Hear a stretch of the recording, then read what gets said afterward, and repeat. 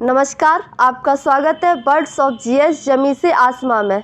आज हम सॉल्व करेंगे पॉलिटी से संबंधित क्वेश्चन जो पैट परीक्षाओं में पूछे गए महत्वपूर्ण प्रश्न हैं। चलिए शुरुआत करते हैं। पहला प्रश्न है हमारा, निम्नलिखित में से कौन स्वतंत्र भारत का पहला भारतीय गवर्नर जनरल था?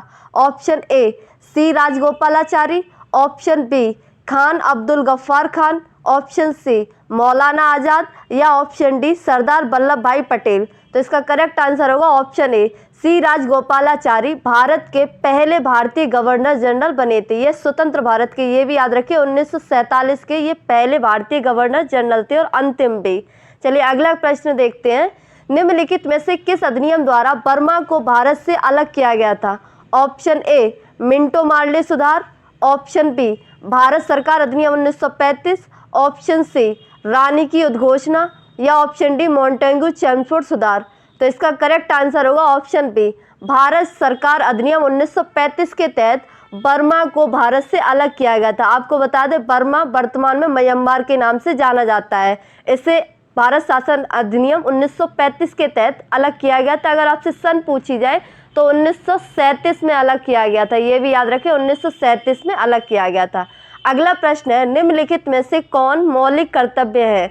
ऑप्शन ए वैज्ञानिक दृष्टिकोण और मानववाद विकसित करना, ऑप्शन बी ये सभी, ऑप्शन सी सार्वजनिक संपत्ति की सुरक्षा करना या ऑप्शन डी भारत की संप्रभुता, अखंडता और एकता की रक्षा करना। तो इसका करेक्ट आंसर होगा ऑप्शन बी ये सभी, यानी वैज्ञानिक दृष्टिकोण और मानवतावाद विकसित करना, सार्वजनिक संपत्ति की सुरक्षा करना एवं भारत की संप्रभुता, अखंडता, एकता की रक्षा करना मौलिक कर्तव्यों के तहत आते हैं। आपको बता दें मौलिक कर्तव्य भाग 4 ए से संबंधित है।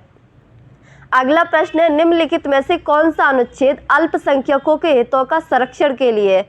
ऑप्शन ए अनुच्छेद 27, ऑप्शन बी अनुच्छेद 30, ऑप्शन सी अनुच्छेद 26 या ऑप्शन डी अनुच्छेद 29। तो इसका करेक्ट आंसर होगा ऑप्शन डी अनुच्छेद 29 के तहत अल्पसंख्यकों के हितों का संरक्षण किया जाता है। तो आपको बता दें अल्पसंख्यक लिंग के आधार पर, भाषा के आधार पर, संस्कृति के आधार पर, ये सभी अल्पसंख्यकों के हितों का आर्थिक, सामाजिक, राजनीतिक सभी हितों का संरक्षण अनुच्छेद 29 के तहत किया जाता है। चलिए अगला प्रश्न है अनुच्छेद 245 के अनुसार संसद का कार्य है। ऑप्शन ए कानून बनाना, ऑप्शन बी सरकार की आलोचना करना, ऑप्शन सी शासन करना या ऑप्शन डी कर एकत्र करना। तो इसका करेक्ट आंसर होगा ऑप्शन ए कानून बनाना। तो अनुच्छेद 245 के अनुसार संसद का कार्य कानून बनाना होता है।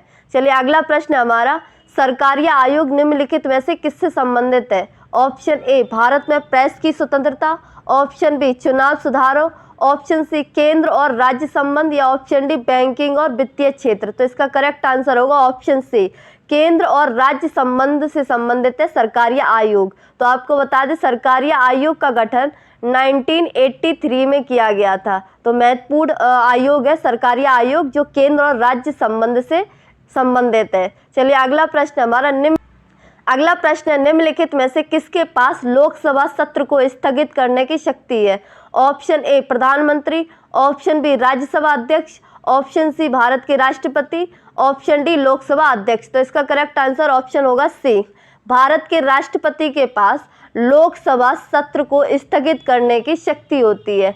आपको बता दें 3 प्रकार के सत्र होते हैं, बजट सत्र, मानसून सत्र और शीतकालीन सत्र। तो सभी सत्रों को स्थगित करने यानी समाप्त करने की शक्ति भारत के राष्ट्रपति के पास होती है। सो प्लीज़ इस चैनल को सब्सक्राइब करें व इस वीडियो को लाइक करें। धन्यवाद।